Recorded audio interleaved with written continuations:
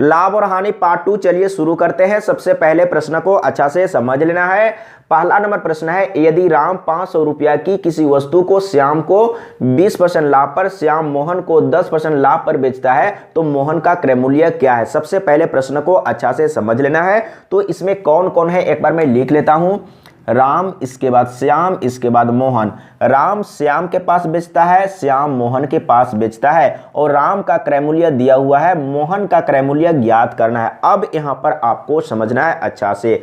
अगर पहला व्यक्ति का क्रय मूल्य दिया हुआ रहेगा तो लास्ट में जो खरीद रहा है उसका क्रय मूल्य ज्ञात करने के लिए कहा जाएगा। अगर लास्ट में जो खरीदा है उसका क्रय मूल्य दिया हुआ रहेगा तो फर्स्ट में जो खरीद के लाया था उसका क्रय मूल्य ज्ञात करने के लिए कहा जाएगा। तो इसमें राम का क्रय मूल्य दिया हुआ है 500 रुपया, यानी कि राम किसी वस्तु को 500 रुपया में खरीद के लाया था, यानी कि पहला व्यक्ति का क्रय मूल्य दिया हुआ है तो लास्ट में जो खरीद रहा है उसका क्रय मूल्य ज्ञात करना है। तो कैसे सॉल्व करना है समझने का प्रयास कीजिएगा। तो राम कितने में खरीद के लाया था, यानी कि 500 रुपया में लाया था खरीद के। आपको गुना करते जाना है। राम श्याम के पास बेच रहा है 20% लाभ पर, तो क्या करेंगे 100 + 20 करेंगे तो 120 होगा। 120 को ऊपर में रखेंगे और 100 को नीचे में रखेंगे और इसी तरीके से आपको गुना करते जाना है। श्याम मोहन के पास बेच रहा है 10% लाभ पर, तो क्या करेंगे 100 + 10 करेंगे तो 110 होगा। तो यहां पर 110 रखेंगे और बटे में 100 रखेंगे। इसी को सॉल्व करेंगे, आंसर आ जाएगा। तो सबसे पहले यहां से 2 जीरो काट लेते हैं, इसके बाद फिर से 2 जीरो काट लेते हैं। अब गुना करेंगे 12 × 25 = 60, तो यहां पर 60 हो गया। इसके बाद 11 से गुना कर लेंगे तो 11 × 6 = 66, यानी कि 66 और 1 जीरो तो कितना हो गया 660 रुपया, यानी कि मोहन का क्रय मूल्य क्या है 660 रुपया है। तो देख लीजिए कहां पर है, का ऑप्शन सही है। लेकिन यहां पर एक बार फिर से समझ लेना है, 660 रुपया मोहन के लिए क्रय मूल्य है लेकिन इसके लिए विक्रय मूल्य है। ये आपको अच्छा से समझना है, एक बार अच्छा से सीखना है, समझना है, फिर कभी कोई दिक्कत नहीं होगा। अगर समझने में कहीं पर प्रॉब्लम हो रहा है तो कमेंट में लिख के बताइएगा, मैं फिर से समझाने का प्रयास करूंगा। अगला प्रश्न, सबसे पहले प्रश्न को अच्छा से समझना है। अगर प्रश्न समझ में आ गया तो बहुत ही आसान तरीके से सॉल्व हो जाएगा। यदि राम किसी वस्तु को 20% लाभ पर श्याम को, श्याम उसे 10% लाभ पर मोहन को बेचता है, यदि मोहन का क्रय मूल्य 660 रुपया है तो राम का क्रय मूल्य क्या होगा। अब यहां पर आपको समझना है, लास्ट में जो व्यक्ति खरीद रहा है उसका क्रय मूल्य दिया हुआ है और फर्स्ट में जो व्यक्ति खरीद के लाया था कितना में खरीद के लाया था। तो कौन कौन है, राम श्याम मोहन है। एक बार मैं लिख लेता हूं, राम श्याम मोहन।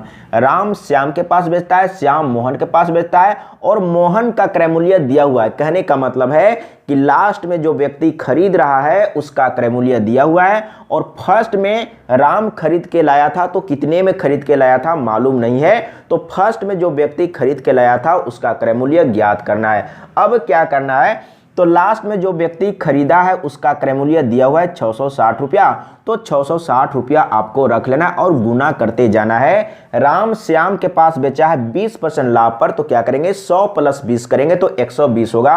अब 120 को नीचे में रखेंगे और 100 को ऊपर में रखेंगे, फिर से गुना करना है। श्याम 10% लाभ पर मोहन के पास बेच रहा है तो 100 + 10 करेंगे तो 110 को नीचे में रखेंगे और 100 को ऊपर में रखेंगे। इसी को सॉल्व करेंगे, आंसर आ जाएगा, यानी कि राम का क्रय मूल्य मालूम हो जाएगा। तो सबसे पहले यहां पर 2 जीरो काट लेते हैं, इसके बाद 11 से काटेंगे, 11 × 6 = 66 और 1 जीरो ये कट चुका है। 12 से काटते हैं, 12 × 25 = 60 और 5 × 100 कर देंगे तो 500, यानी कि राम का क्रय मूल्य कितना है 500 रुपया है। तो देख लीजिए कहां पर है 500 रुपया, यानी कि ख ऑप्शन सही है। इस तरीके से आपको सॉल्व करना है एग्जाम में। अगला प्रश्न, तीसरा नंबर। सबसे पहले प्रश्न को अच्छा से समझना है। अगर प्रश्न समझ में आ गया तो बहुत ही आसान तरीके से सॉल्व हो जाएगा। राम 500 रुपया की किसी वस्तु को श्याम को 20% हानि पर, श्याम उसे मोहन को 25% हानि पर तथा मोहन उसे रहीम को 10% हानि पर बेचता है। रहीम का क्रय मूल्य क्या है, यानी कि लास्ट में जो व्यक्ति खरीद रहा है उसका क्रय मूल्य ज्ञात करना है। तो आपको क्या करना है, फर्स्ट में राम खरीद के लाया है उसका क्रय मूल्य दिया हुआ है 500 रुपया, तो 500 सबसे पहले लिख लेना है। राम किसके पास बेच रहा है? राम श्याम के पास बेच रहा है 20% हानि पर। तो हानि हो रहा है तो 100 माइनस 20 करेंगे तो होगा 80। तो आपको गुना करते जाना है। तो 80 को ऊपर में रखेंगे और 100 को नीचे में रखेंगे। अब यहां पर आपको समझना है, फर्स्ट में जो व्यक्ति खरीदा है उसका क्रय मूल्य दिया हुआ है और लास्ट में जो व्यक्ति खरीद रहा है उसका क्रय मूल्य ज्ञात करना है। तो 100 नीचे में रहेगा। अब फिर से गुना करेंगे।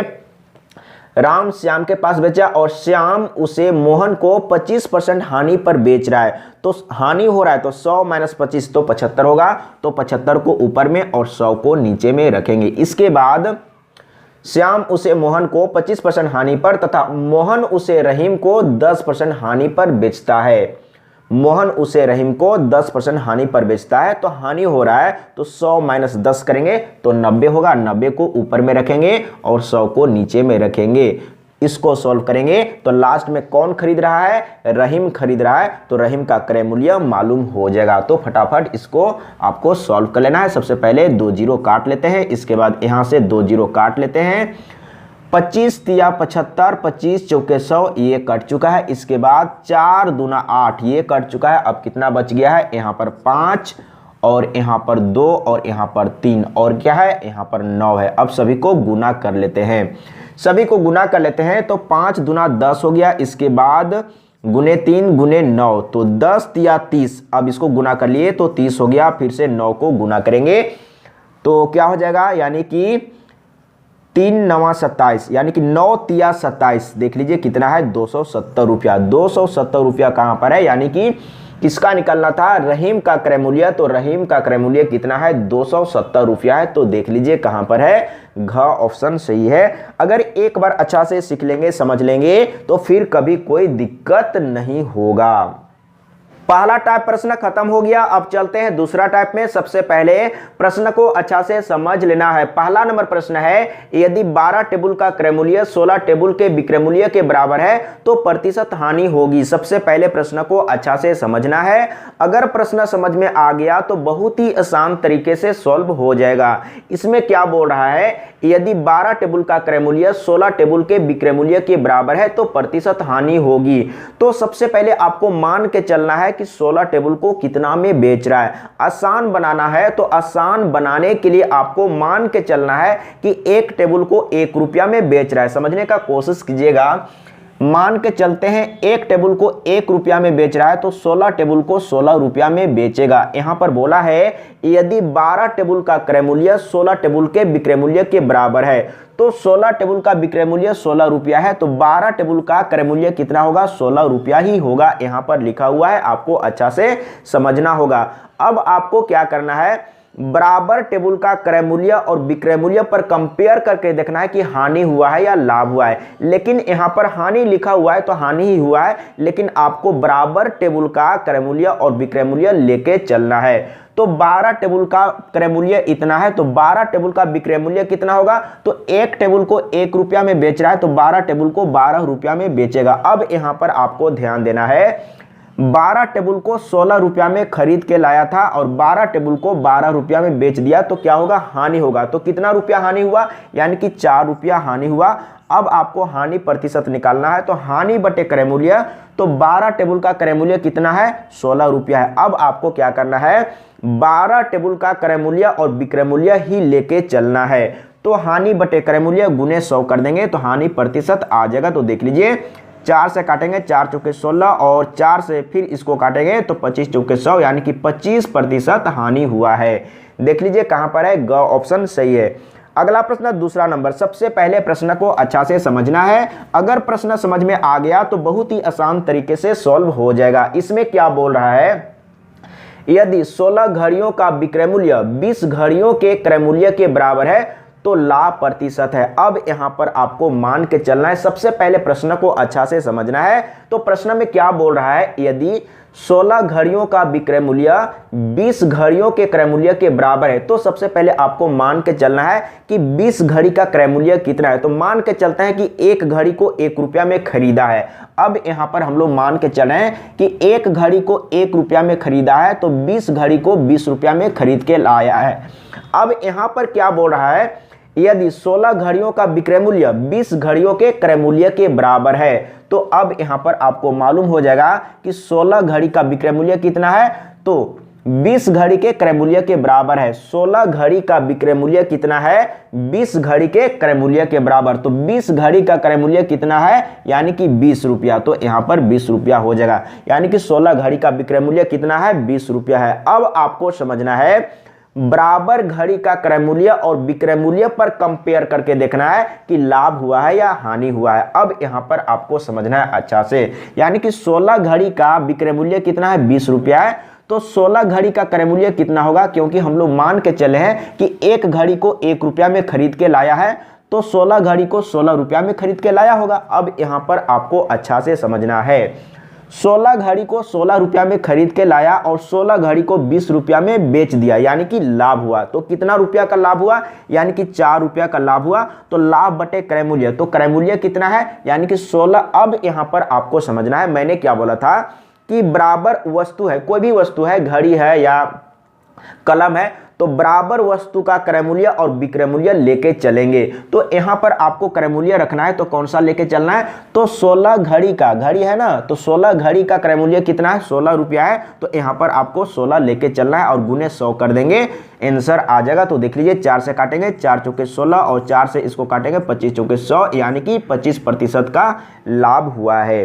अगला प्रश्न, 4 कुर्सियों का विक्रय मूल्य 5 कुर्सियों के लागत मूल्य के समान है, लाभ प्रतिशत क्या होगा। तो सबसे पहले आपको मान के चलना है कि 5 कुर्सी को कितना में खरीद के लाया था। तो आपको मान के चलना है कि एक कुर्सी को 1 रुपया में खरीद के लाया था, एक कुर्सी को 1 रुपया में खरीद के लाया, तो 5 कुर्सी को 5 रुपया में खरीद के लाया। अब क्या बोल रहा है, 4 कुर्सियों का विक्रय मूल्य 5 कुर्सियों के क्रय मूल्य के बराबर है, यानी कि लागत मूल्य के बराबर है। तो आपको यहां पर लिखना है 4 कुर्सी का विक्रय मूल्य कितना है, तो 5 कुर्सी का लागत मूल्य के बराबर। तो 4 कुर्सी का विक्रय मूल्य कितना होगा, यानी कि 5 रुपया होगा।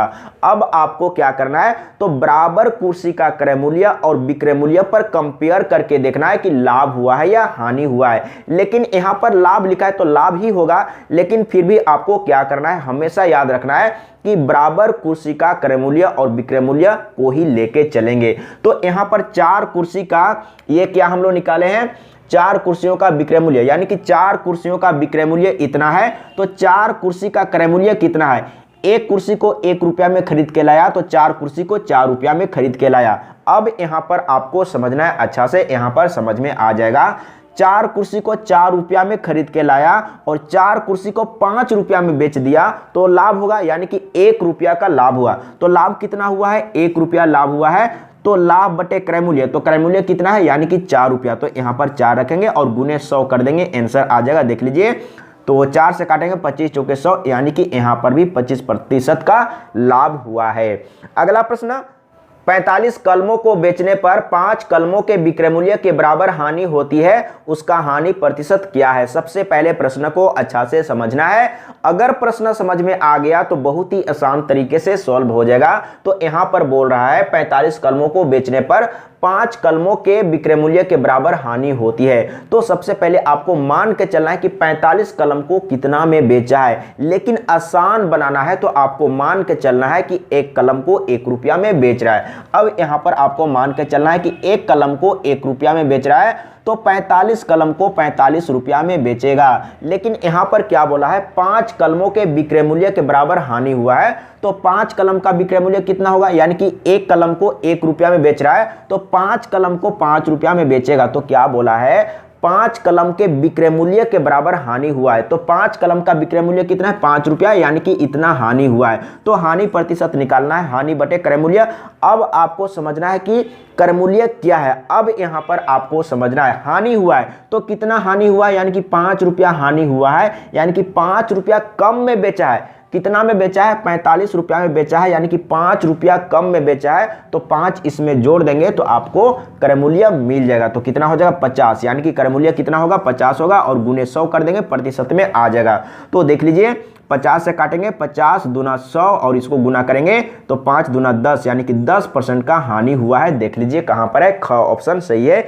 एक बार अच्छा से सीखना है, समझना है, फिर कभी कोई दिक्कत नहीं होगा। अगर समझने में कहीं पर प्रॉब्लम हो रहा है तो कमेंट में लिख के बताइएगा, मैं फिर से समझाने का प्रयास करूंगा।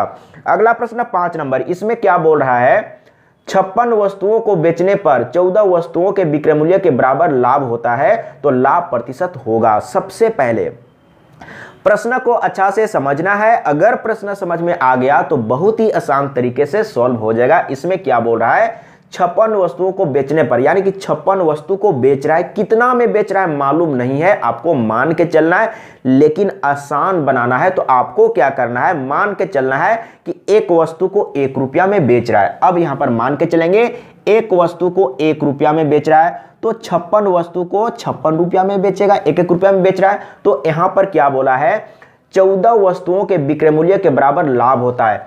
एक वस्तु को 1 रुपया में बेच रहा है तो 14 वस्तु को 14 रुपया में बेच रहा है।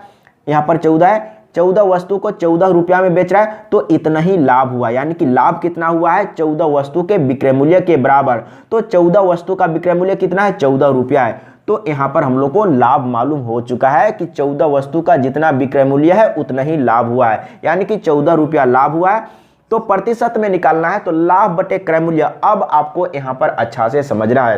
तो हम लोग यहां पर क्या मान के चले हैं, एक वस्तु को 1 रुपया में बेच रहा है तो 56 वस्तु को 56 रुपया में बेचा है, यानी कि विक्रय मूल्य इतना है और 14 रुपया लाभ हुआ है। इसका मतलब समझना है, 14 रुपया लाभ हुआ है, इसका मतलब 14 रुपया ज्यादा में बेचा है। तो इसमें क्या करेंगे, 14 माइनस कर देंगे तो क्रय मूल्य मालूम हो जाएगा। तो माइनस करने पर कितना आएगा, यानी कि 42। तो यहां पर क्रय मूल्य रखना है और गुने 100 कर देना है, आंसर आ जाएगा। तो देख लीजिए 14 तिया 42, यानी कि 100 बटे 3 हो गया। तो 3 से काटेंगे तो क्या होगा, 3 तिया 9, 3 तिया 9, 1 बच गया ऊपर में और नीचे में 3 रहेगा, यानी कि 33.1/3%। इसका सही आंसर कहां पर है, देख लीजिए घ ऑप्शन सही है।